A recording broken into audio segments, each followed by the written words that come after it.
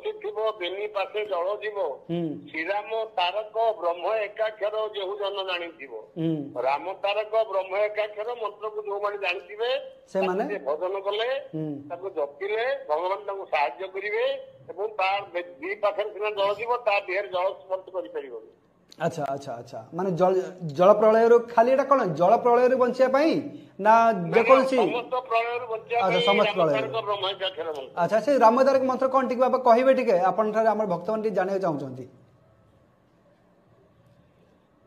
रामदारक ओम आदि राम अनादि राम तत्व निरंजन तारक राम ओम ज्योति राम अद्वैती राम शून्य निरंजन तारक राम ओम गति राम अगति राम कृष्ण निरंजन तारक राम काशी क्षेत्रे बारणे स्थान रामे रामे जुरामे राम। खूब सुंदर बाबा बहुत बहुत धन्यवाद।